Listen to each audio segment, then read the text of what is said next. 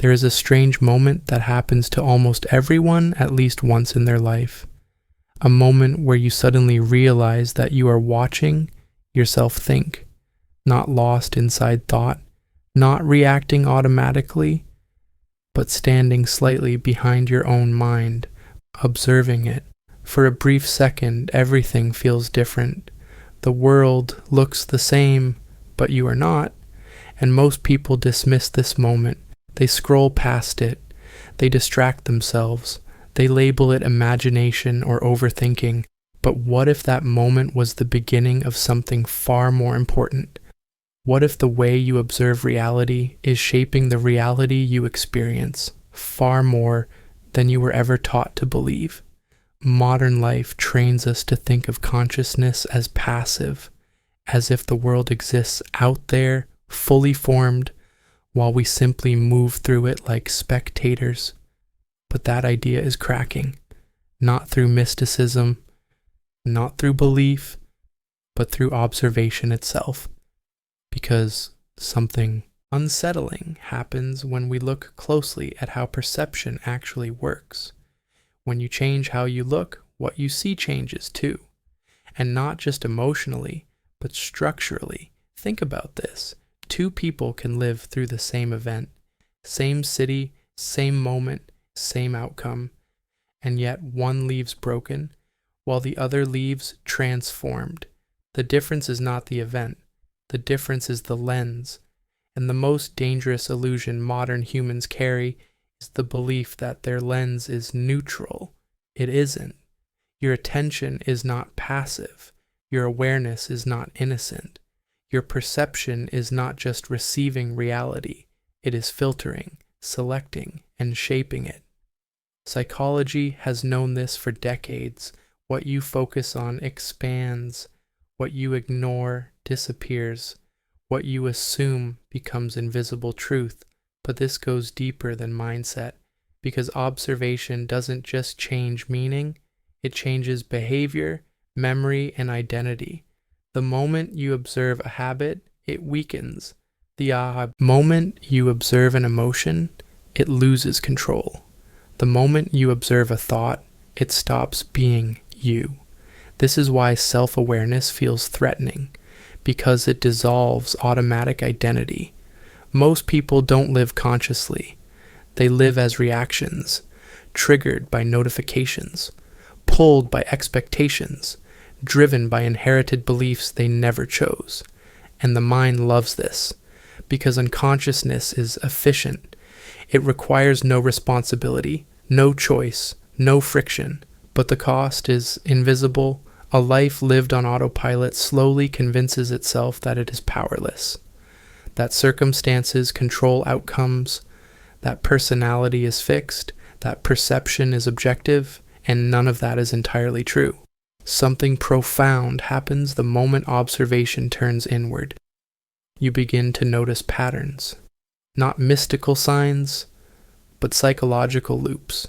The same emotional reactions repeating, the same stories playing in different situations, the same fears wearing new masks. And once seen, they cannot be unseen.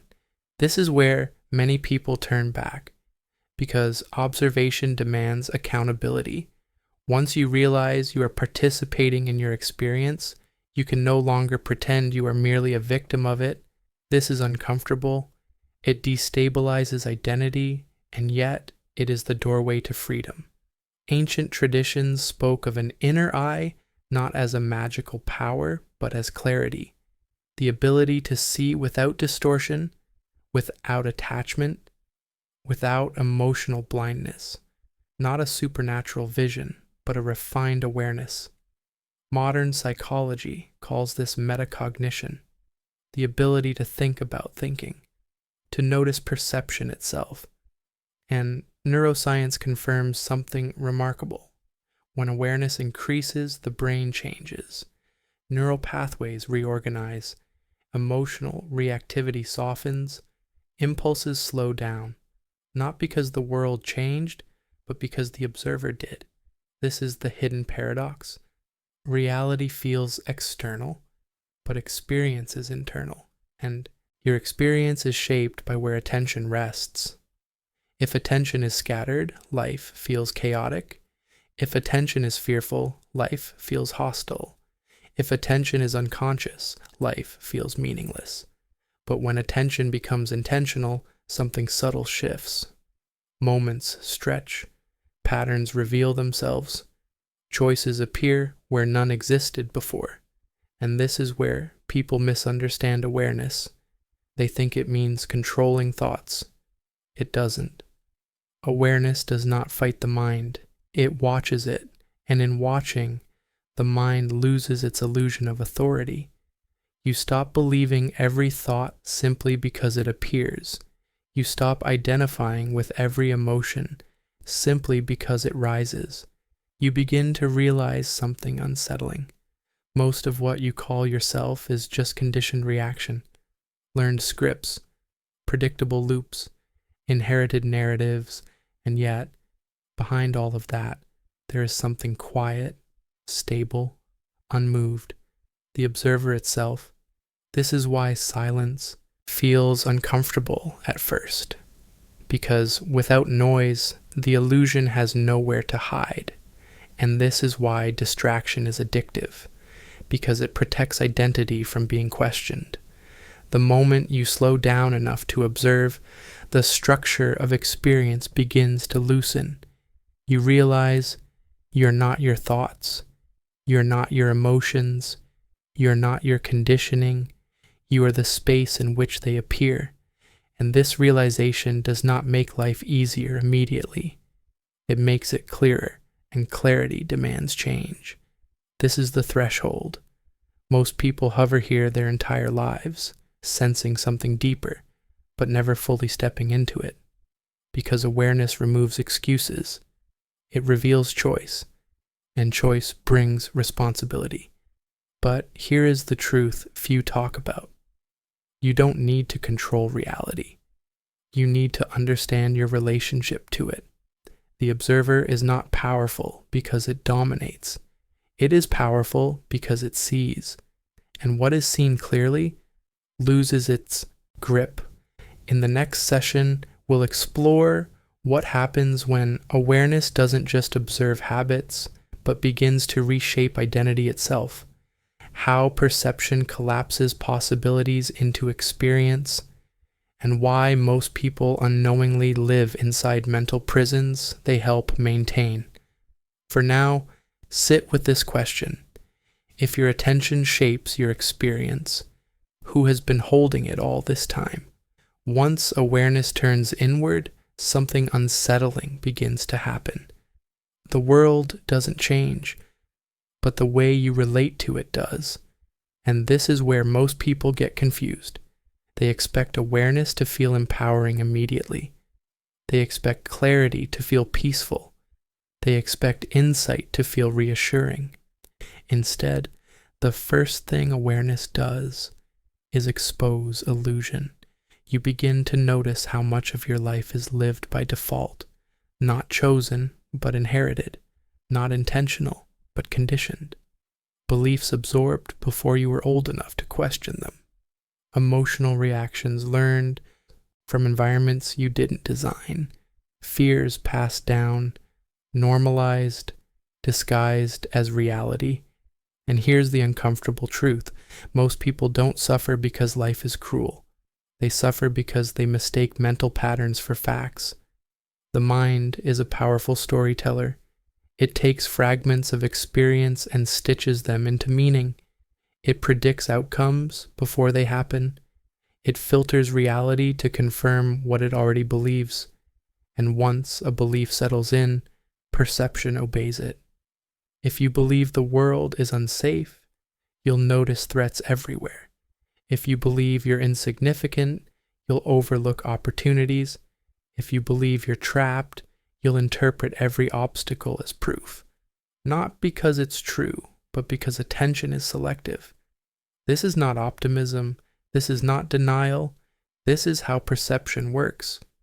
Your experience of reality is not raw data. It is interpreted data. And interpretation happens so fast you forget it's happening. This is why two people can stand in the same place, live through the same decade, face the same pressures, and emerge completely different. One feels defeated, the other feels sharpened, same events, different observers. Here's where it gets deeper. When awareness sharpens, you begin to notice that observation itself alters behavior, not by force, by exposure. A thought you watch loses authority. An emotion you observe loses momentum. A habit you bring into awareness weakens, because unconscious patterns rely on invisibility. They survive in the dark. The moment they are seen clearly, they begin to dissolve. This is why self-observation feels destabilizing. You're no longer fully asleep, but not fully awake either. Old identities begin to loosen. You catch yourself mid-reaction, mid-assumption, mid-judgment, and suddenly there is space, a pause, and in that pause, something radical appears. Choice. Choice is terrifying because without it, you could blame circumstances. With it, responsibility returns. Most people unconsciously resist awareness not because it's hard, but because it removes the comfort of excuses. Once you see your patterns, you can't pretend you didn't. Once you see your role, victimhood weakens. And this threatens the ego. The ego doesn't want truth, it wants consistency. It wants to protect the story it already knows. But awareness doesn't attack the ego. It simply watches it. And being watched changes everything. This is where people misinterpret the idea of controlling reality. You don't control reality by forcing outcomes. You influence it by changing the lens through which outcomes are experienced. Your internal state quietly shapes what you notice, what you ignore, what you pursue, what you avoid. Over time, these micro-selections compound into life trajectories. This is why people feel stuck without being physically trapped. They live inside perceptual loops. Same thoughts, same reactions, same interpretations, different days, same inner script. Awareness interrupts this loop. Not dramatically, subtly. It reveals that much of what feels inevitable is simply habitual, and habits can be rewritten. Neuroscience supports this. The brain is not fixed. It is adaptive. Repeated attention strengthens neural pathways. Ignored pathways weaken. This is neuroplasticity. You are literally shaping your brain through what you repeatedly observe, focus on, and emotionally reinforce. But here's the key most people miss. Attention without intention changes nothing. Passive awareness is not enough. You can observe endlessly and still remain trapped if awareness lacks direction. True transformation happens when observation becomes intentional, not judgmental, not forceful, intentional. This means choosing where attention rests again and again, even when the mind resists. It means noticing a negative spiral and not feeding it, not suppressing it, just not energizing it. It means recognizing emotional patterns without identifying with them. You don't need to destroy the mind. You need to stop believing everything it says. And slowly, something profound happens. The background noise softens. Thoughts lose urgency. Emotions pass faster. You begin to experience life less as a constant reaction and more as a flowing field of possibilities. This is where people begin to sense something deeper, a quiet intelligence beneath thought, a stable awareness behind identity, not excitement, not euphoria, stillness. And stillness is powerful because it is unreactive. From stillness, perception sharpens. You begin to see how often fear masquerades as logic, how often comfort disguises itself as truth, how often distraction hides from meaning. This is not mystical, it is psychological clarity, and clarity changes how reality unfolds, not magically, but mechanically. Different choices, different responses, different trajectories. You stop reacting blindly. You start participating consciously. But this raises a deeper question. If awareness changes experience, how much of what you call reality is fixed and how much is shaped by perception? And if perception shapes experience, what happens when perception itself expands? That is where we go next. In the final session, we'll explore the boundary between objective reality and subjective experience, why meaning appears where attention lands, and how expanded awareness allows you to live deliberately, without illusion, without fantasy, and without fear. At some point, awareness stops feeling like a technique and starts feeling like a position. Not something you do, but somewhere you stand. And from this position, reality looks different. Not because the world has changed, but because the assumptions you used to look through are no longer invisible. This is where the deepest misunderstanding lies. People ask, is reality objective or subjective? But the question itself is incomplete, because reality has structure, and an experience has interpretation. There are laws you cannot negotiate. Gravity does not care what you believe. Time moves forward regardless of your emotions. But meaning is not fixed. Meaning emerges where awareness meets experience. Two people can lose the same thing. One collapses, the other transforms. Same reality, different internal relationship. This is why expanded awareness feels dangerous to some, because it reveals that much of suffering is not caused by events, but by resistance to events, by attachment to narratives, by identification with thoughts, by unconscious interpretation. Awareness does not erase pain, but it changes pain's role. Pain becomes information rather than identity. Fear becomes a signal rather than a command. Uncertainty becomes space rather than threat. This is the moment where people either integrate awareness or retreat back into distraction, because awareness removes the illusion of absolute certainty. You begin to see that most beliefs are provisional, that opinions are perspectives, not truths, that identity is flexible, not fixed, and the ego hates this. The ego wants solid ground, clear labels, permanent answers, defined roles, but reality is not static. It is responsive. And when awareness deepens, you begin to notice something subtle. Your inner state quietly shapes which possibilities feel available to you, not in a supernatural way, but in a psychological one. A fearful mind sees limited options. A rigid mind repeats familiar paths. An open mind perceives alternatives. This is not wishful thinking, it's attentional mechanics. The brain cannot process everything, so it filters. And what it filters is determined by relevance, and relevance is defined by internal state.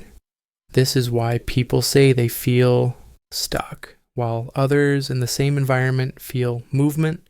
Same city, same economy, same era, different perceptual bandwidth.